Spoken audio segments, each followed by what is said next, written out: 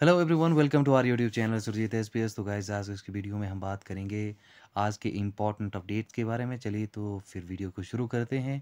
शुरू करने से पहले अगर आप हमारे यूट्यूब चैनल पर नए हैं तो ज़रूर सब्सक्राइब कर लेना और साथ ही साथ बेल आइकन को भी हिट कर देना, क्योंकि यहाँ पे आपको डेली अपडेट्स जो हैं वो मिलते रहते हैं। तो चलिए गाइस, वीडियो को स्टार्ट करते हैं। तो यहाँ से आप ये देख पा रहे होंगे 29 को नियुक्ति, 200 शिक्षक कर रहे इंतज़ार। ठीक है, अब यहाँ पे ये 200 जो शिक्षकों की जो हम यहाँ से बात कर रहे हैं, तो ये जो है ये एलटी की बात हम यहाँ पे कर रहे हैं। ठीक है, शिक्षा विभाग की सुस्त कार्यप्रणाली का खामियाजा युवा बेरोजगारों को भुगतना पड़ रहा है। कर्मचारी चयन आयोग के माध्यम से परीक्षा उत्तीर्ण करने वाले 3 माह बाद भी शिक्षा विभाग चयनित भाषा अध्यापकों को नियुक्ति जो है वो नहीं दे पाया है। ठीक है, एक तरह से काफ़ी दिक्कतों और काफ़ी प्रॉब्लम्स का जो सामना है वो यहाँ से एलटी वो एस्पिरेंट्स, वो कैंडिडेट्स जिन्होंने कि कमीशन क्वालिफाई किया हुआ है, ठीक है, अभी तक उनको जो है वो 3-4 महीनों से आप कह सकते हैं कि अपॉइंटमेंट नहीं मिला है। ठीक है, विभाग ने चयनित शिक्षकों को एक साथ नियुक्ति देने की बजाय 4 जिलों में 29 शिक्षकों को नियुक्ति दी है। शेष 8 जिलों में 200 शिक्षकों की नियुक्ति पर अभी तक कोई निर्णय नहीं लिया गया है। ठीक है, 4 जिलों में ही 29 आपके जो एलटी टीचर्स हैं उनको ही अपॉइंटमेंट मिली है और रेस्ट जो है अभी वो इंतज़ार में है। ठीक है, और इससे जो है वो काफ़ी एक तरह से जितने भी एस्पिरेंट्स हैं जिन्होंने एग्ज़ाम क्वालिफाई किया वो काफ़ी अपसेट भी हैं। ठीक है, अब यहाँ से यदि हम बात करें तो जो चयनित शिक्षक हैं उन्होंने जो है वो जयराम ठाकुर जी को जो है उनके साथ मुलाकात की और उन्हें एक ज्ञापन सौंपा है। और जो सीएम साहब है उन्होंने आश्वासन दिया है। साथ ही साथ जो एलटी के जो एस्पिरेंट्स हैं, ये शिक्षा मंत्री श्री गोविंद ठाकुर जी से भी इन्होंने बात की है और प्रारंभिक शिक्षा विभाग के निदेशक डॉक्टर पंकज ललित से भी इन्होंने मुलाकात की है। ठीक है, और यहाँ पे काफ़ी एक तरह से अपसेट हैं ये सारे के सारे एलटी के क्वालिफाइड या फिर कमीशन क्वालिफाइड एस्पिरेंट्स, और होना चाहिए क्योंकि एक तरह से इनजस्टिस उनके साथ हो रहा है ये। ठीक है, और यहाँ से बहुत सारी एक तरह से डिफ़ॉल्टिव आप कह सकते हैं, काफ़ी ज़्यादा डिफ़ॉल्ट्स यहाँ पे नज़र आ रहे हैं।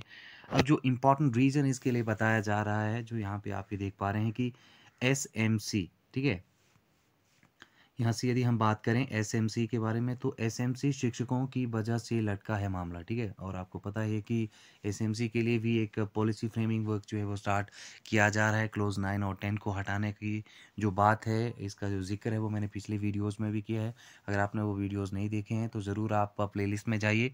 न्यूज़ अपडेट्स करके एक प्लेलिस्ट बना है, वहाँ पे आप वो देख लेना, क्लोज 9 और 10 क्या है और एसएमसी के रिगार्डिंग इसका क्या इंपॉर्टेंस है। तो ज़रूर आप वो वीडियो देख लेना। ठीक है, तो एसएमसी शिक्षकों की वजह से जो है वो ये मामला जो है वो लटका है।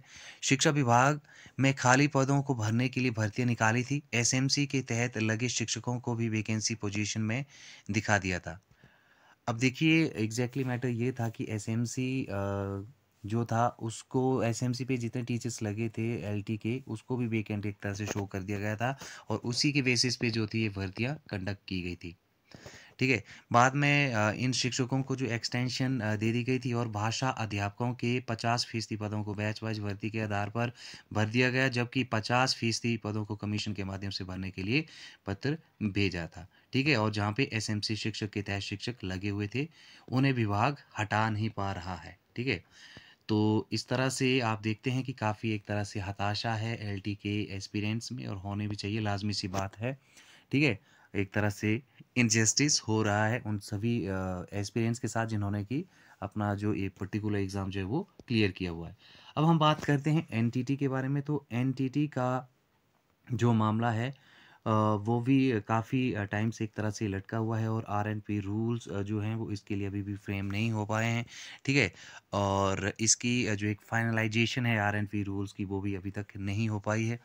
पहले जैन की बात की जा रही थी, उसके बाद फ़ेब, मार्च, अब हो सकता है कि अप्रैल तक ये जो भर्ती है वो एक्सटेंड कर जाए। तो हम इसमें सरप्राइज़ नहीं होंगे अगर ये अप्रैल मई तक भी चली जाए आगे तो। ठीक है, इसका जो भर्ती का जो प्रोसीजर है, तो एनटीटी वाले जितने भी एस्पिरेंट्स हैं वो भी काफ़ी एक्टिव रहते हैं, सोशल मीडिया पे कमेंट्स करते रहते हैं कि सरकार को जल्द से जल्द जो है वो उनके लिए ये भर्ती का प्रोसीजर जो है वो स्टार्ट कर देना चाहिए। ठीक है, अभी ड्राफ्टिंग की बात की जा रही थी, एक न्यू ड्राफ्ट जो है वो फॉर्म किया गया है, उसमें एज रिलैक्सेशन की भी बात हमने की थी, ठीक है, और साथ ही साथ जो आपका सैलरी था उसके रिगार्डिंग भी हमने बात की थी, ठीक है। तो एनटीटी और साथ ही साथ यदि अब यहाँ से हम बात कर लें तो जेबीटी का जो मैटर है वो भी पिछले वीडियो में मैं आपको बताया था कि 5 दिनों के अंतर्गत जो है वो जेबीटी का जो एक क्लैरिफिकेशन है रिक्रूटमेंट को लेके वो आना चाहिए। अब क्या इस पे बात होती है,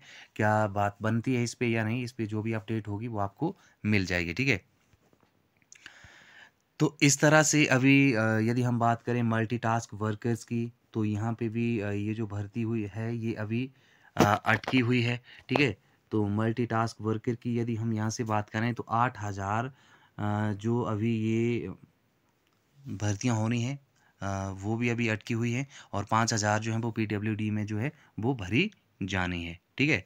तो सारे मैटर्स यहाँ पे एक तरह से अभी फ़िलहाल इन प्रोग्रेस हैं, बट अभी रिज़ल्ट हमें नहीं देखने में आ रहा है, ठीक है। अब नेक्स्ट बात करते हैं अगली अपडेट का।